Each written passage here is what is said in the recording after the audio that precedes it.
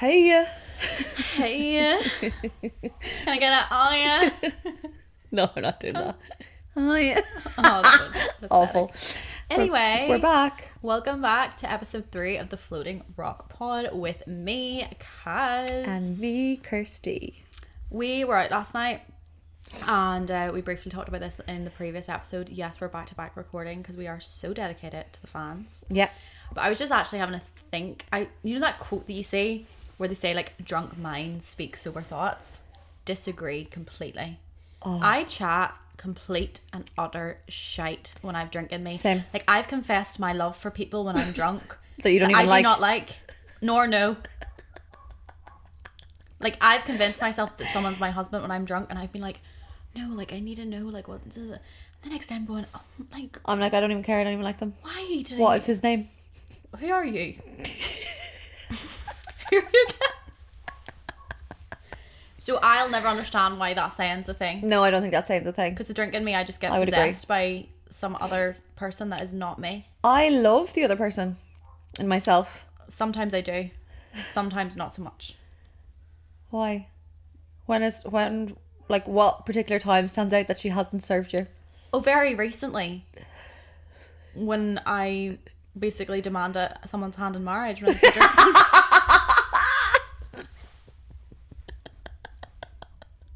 The next day I was going, I actually don't want that.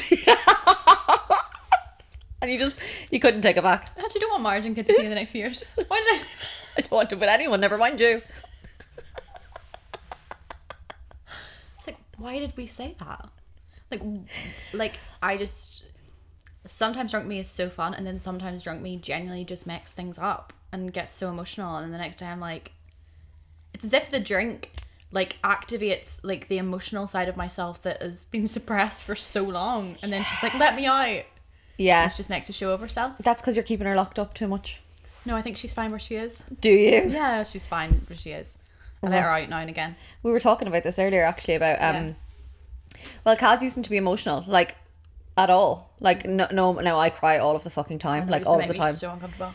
And she'd be like, can Still you does, just actually, sometimes. can you just stop crying? The best is when I ring her and like she's like, hi, and I'm like, literally having the breakdown into the phone, and she's like, can we just stop? Like, I'm in the middle of something. Can I ring you back tomorrow when you're not crying? Never. Really? But I think you have become like very not very emotional, but very emotional for you. Very emotional for me. Like more, I struggle with like the level of empathy I have now because I'm not used to having it. I'd say that's how I explain it. Like Okay. I don't necessarily cry all the time. I cry more. But what I struggle with is like I'm way more sensitive and empathetic, and Yeah, you are. like things will really upset me. Like if I see something sad on social media, or if I see like an old man on his own, or if I see like someone falling, or like just daily It lives things, rent free in my head, like daily things that like just people maybe are just like used to, like that I used to literally just like look at and be like whatever, carry on with your day. Affect me so deeply now, and I find that quite exhausting. It's maybe that's why I'm tired all the time. I say it probably That's is. been my life since I came out of the womb. Yeah, and see, no, it's something that I'm learning still. Are you enjoying it? No. No, I hate it here. How did you get here? Mushrooms. So I had a trip like last year that I don't necessarily know changed me for the better. Okay. I would say other people think it is because I'm more of a well-rounded person, but for me, life was just so much easier before that trip. It like, so actually, if we actually get into it, what happened, like technically it didn't make me more emotional, it didn't make me anything. It made me so aware of my mortality. Okay. And I think with that has made me more Explain sensitive. that. Like, what do you mean? Like I fully realize, like I know we're told all the time, like, you know, you only have one life, we're gonna die someday, like da da da da, like, and you hear it so, yeah, it's literally our tagline, like you're literally gonna die someday, and I know we hear that all the time, like you only live once, and you know, go for it, da da da. You felt it. I really understood that. Like I remember lying, and I was with my friend Matt, and like, obviously if you've ever done shrooms, you know, like there's so much going on at once. But I remember just sitting up to him and being like, where do we go? And Matt was like, what do you mean? And I was like, I think if you do shrooms as well, you understand that like on the outside, like this is just our kind of avatar, like who we are is like in here and is our soul. I was like, where do we go? Not this, but like in here. Like, do I just cease to exist? Like, do I go somewhere else? Like, fully deeped it and felt it and understood that someday I'm not going to be here. Someday the people that I love are not going to be here. I'm really upset. And I was like, that's the fucking reality. And I think a lot of people are told that all the time, but you don't feel it. And I like felt that. It was so polarizing because I come out of that trip being like, we're all going to die. Nothing really matters. You can do whatever you want. But then the heaviness of we're all going to die. Nothing matters. Like nothing you do matters. Oh, right. Okay. So whenever people talk about like full ego death, I think I experienced something similar to that. And that really affected my motivation. It affected my relationship with my business, with my whole identity, because my business has been my identity for so long. It affected so many things and it actually created such a heaviness. And I think before that I was like a who gives a fuck, nothing matters type. And after it created like this heaviness in me. But I think through that then realizing like I'm only going to be here once, it kind of like opened me up to I was literally going to ask what are the positives of emotions, and being like, you know, you need to love more, feel more, like be more present with people, hug them more, be more emotional, like feel the whole realm of emotions. So you're happy it happened? In the lived experience. I am now, I think. But also, can I say, like, going from having no desire really, I had a desire, I didn't place the importance of a partner and a family very high. Yeah. It was always, I remember always growing up and saying I would sacrifice the love of my life to have a successful business. And I genuinely meant that. And to have that switch so quickly, and then to have this like feeling of lack towards something that I don't have control over. Like I can build my business, I can always make more money, I can make more friends. You can't spawn the love of your life. Yeah, I know. Yeah, that's true. And then never cared about my ticking clock. Now I'm 27, I'm turning 28 this year. What does that mean? No, but you know what I mean? No, all these fucking things that I then gave a shit about overnight was so hard to like integrate, and still is hard to integrate.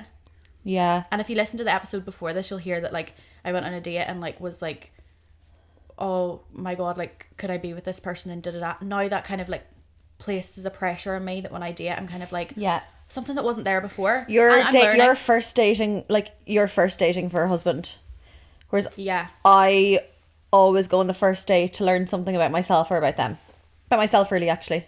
Yeah, see.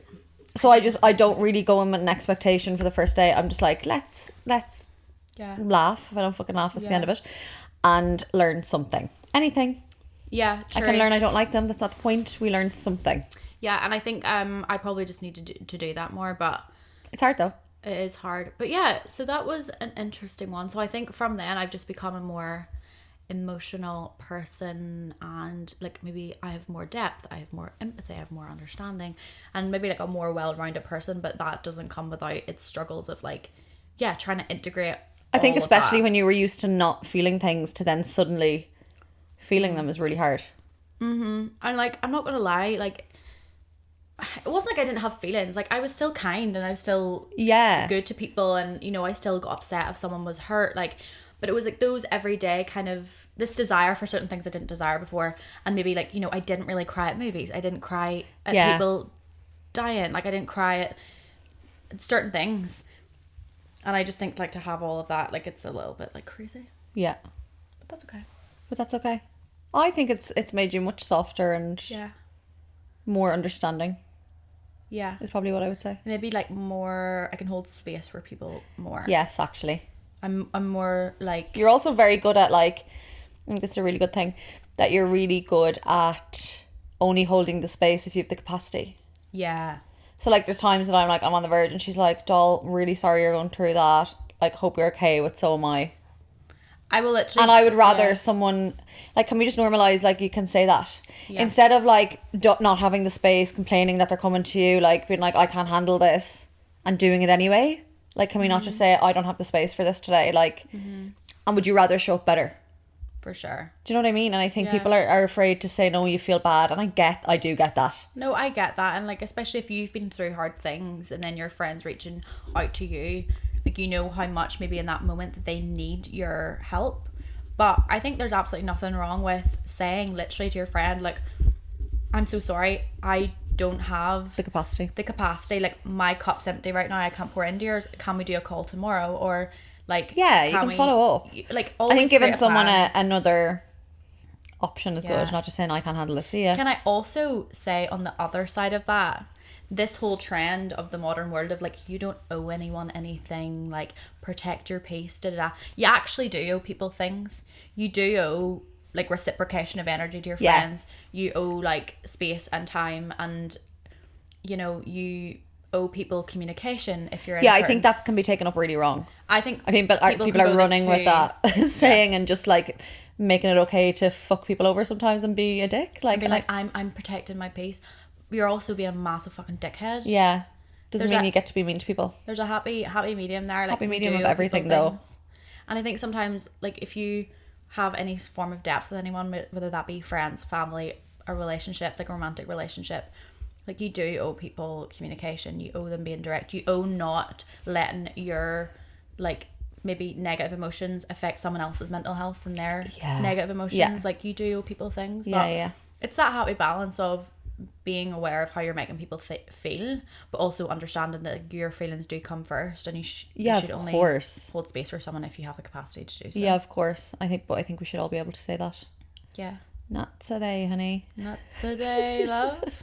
But yeah, I'm not telling people to do shrooms, but don't take drugs, kids. But because you will change your brain, and that's stressful. It's stressful, but it's fun. It's fun growing and changing and being different. And it's really fun for me when people notice the change in me too. Oh, yeah. When people are like, oh my God, you're so like different. And I'm like, oh, that's so interesting. But life is easier when you have no feelings, for sure. We were literally talking about that today, and I can't relate because I just feel things. I feel things too deeply. You have a lot of feelings, yeah. But I think I get overwhelmed by them, and I don't know. My initial thing is always to cry, I think. Whether it's like anger, sadness, happiness, I think tears come. And I find it really difficult to have, not difficult conversations, but uncomfortable conversations without crying. And then I feel like, oh my God, am I being dramatic? Like, is this looking like too big a deal? When actually it's just how it comes out. So sometimes I have to be like, just ignore me crying, but I just need to get all my points out. But sometimes I hate that it just comes out. It's really annoying. But I also think in another way it's good that you cry so easily and you feel your feelings, because then none of it gets stuck.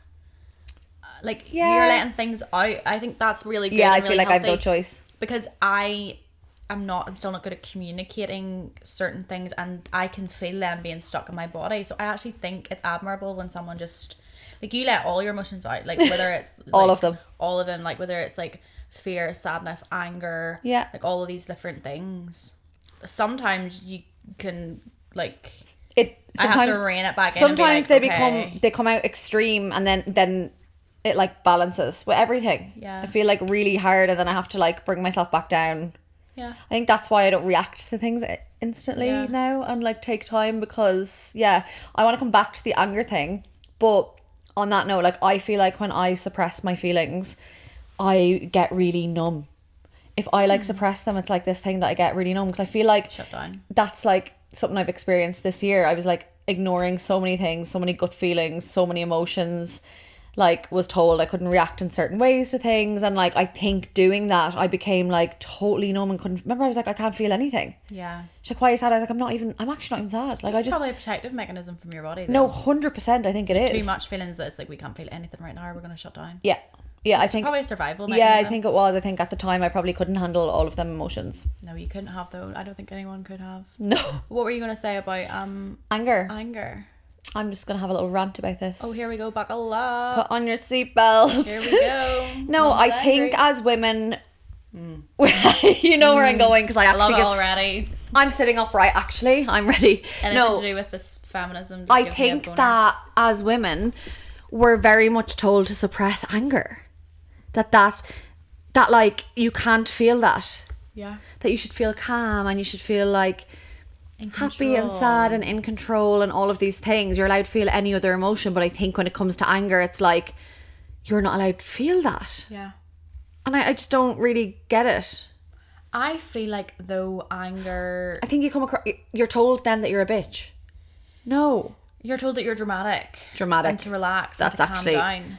But can I also say, I think our country's relationship with anger in general is fucked. Okay, explain. Like, I think women more so, but I think anger in general, we're not taught as kids, whether that is boys or girls, to express negative emotion in general. It's kind of like, whoa, okay, stop crying, stop being angry, stop this, stop that. We're never taught how to actually express those negative emotions, and therefore we suppress them. And I think that's across the board. Yeah. I think it's like an Irish thing of like, be small, be quiet, don't ruffle feathers, don't do too much, X, Y, Z. Yeah. And from that, we're not taught to just like feel how the fuck we feel. Yeah. Like, but women even more so, because we're not labelled. If a guy gets angry, like, obviously I'm coming from like a business perspective.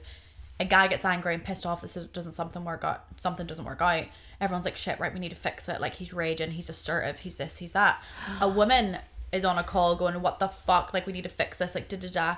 All of a sudden she's bossy and she's moody and she's being a bitch and she's probably hormonal, and people are rolling their eyes at her being like, she's such a fucking bitch. Like, why do we label the same reaction with positive connotations of leadership and negative connotations of bad leadership? Yeah. And I've experienced it so much. Yeah. Like, it's really annoying. I used to be really, like, not in a business thing, but just in general, like, I used to be very okay with expressing my anger. Not in a bad way, because I feel like even the word makes me, I'm like, should I say I'm angry? I'm not angry. But I think you are good at expressing your anger. I know, but I feel like recently I was very much told, like, you react to everything with anger. And I was like, I'm allowed to be annoyed. I think we're allowed to feel annoyed. Like, that is a feeling we're allowed to have. And then I was trying to almost, like, think of other words that I had to express myself being. But you were just angry. But I was like, I'm just annoyed. You're just fucking annoying. There's not this thing as well. She's on one. No. She's off, just let her cook. But you know as well, when like why does there always have to be a deeper meaning to everything? So like, what do you mean? So for example, like, oh, I think you're feeling that because of your childhood trauma. I think you're feeling that because of your attachment style. I think you're feeling that because of like your ex 17 years ago. No, I'm just pissed off. You're just actually being really fucking annoying today. No, but do you know what I mean? No, yeah.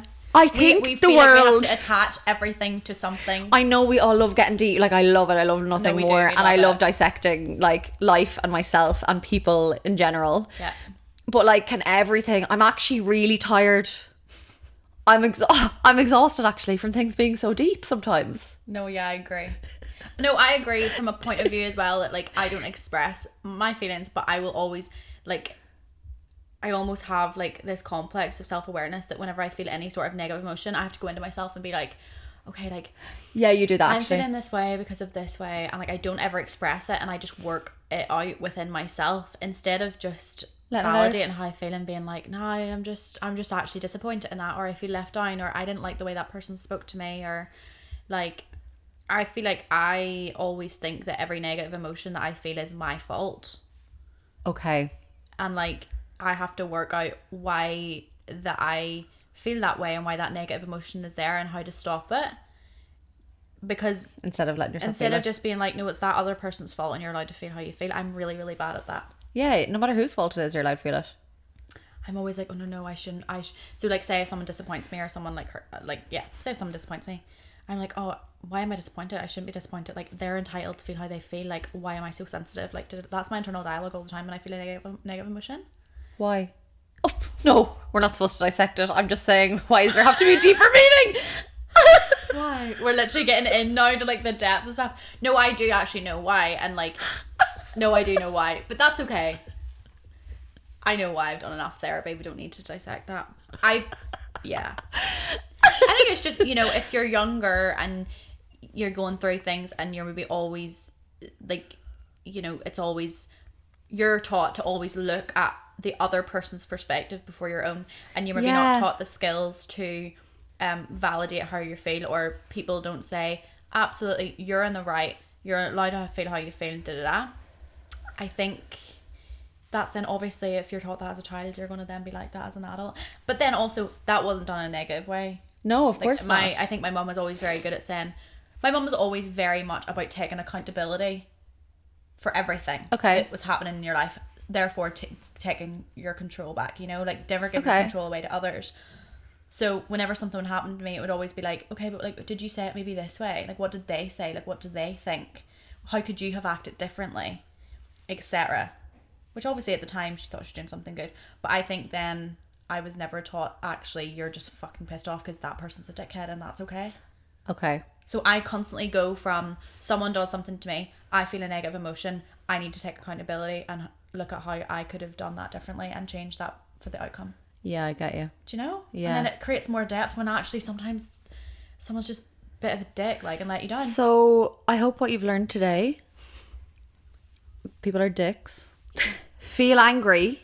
Be angry. Be an angry woman. And not everything's that deep. Not everything's that deep. So there are 3 takeaways. God, we chat Sam and went aside. No, it was the why. When I'm like, why? There's not a reason why. But this is what I feel like, especially living in Bali, everything's so self-development and be better and do all this healing. And I think we forget that we're just living our lives for the first time and just like allowed to feel what we feel sometimes. I agree. And also I talked about this on one of my podcast recordings with one of my guests on my other podcast. And I said about how I got to a point this year where I stopped and I actually really liked who I was. And I was like, I feel better, I feel great, I feel more grateful, like I am in a really good place and I feel like I'm the best version of myself and I'm the happiest I've ever been.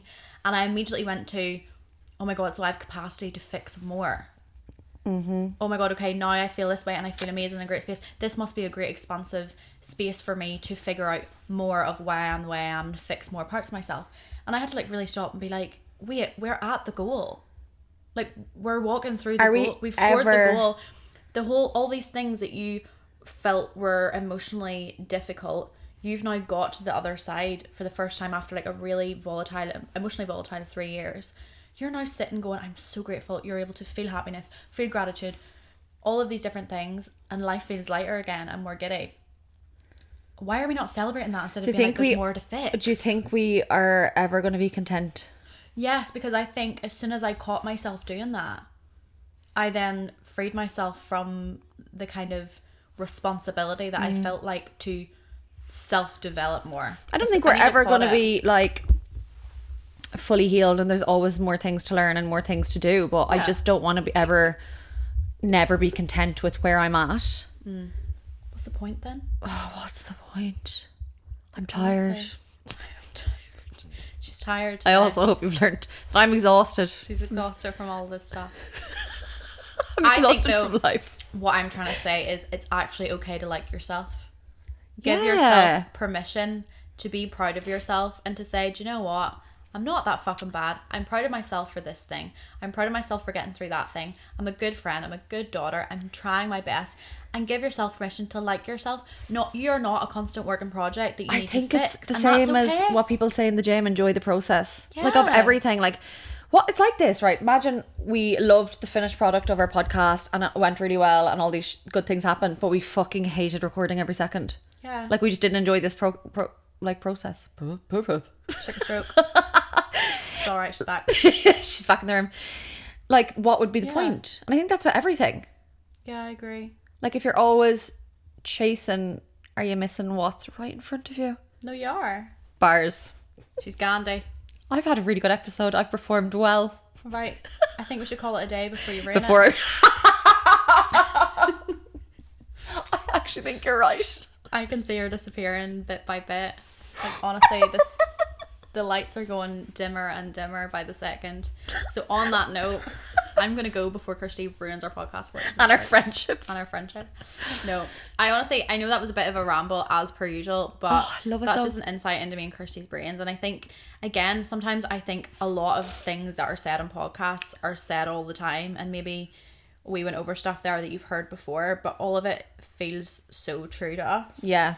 And again, it goes back to like, we just really want to make an impact. And if any girl or guy has been listening to this out on a walk or on their way to work, or I hope we've made you laugh. Shopping, if you just smile, I hope you've laughed. I hope you've learned something. I hope you feel seen and understood, and that's you know that lovely. we're always here. See, that's because you're empathetic. Look at me go. The proof is in the pudding. Yeah, the myth out there that I'm AI. Myth busted. On that note, see ya.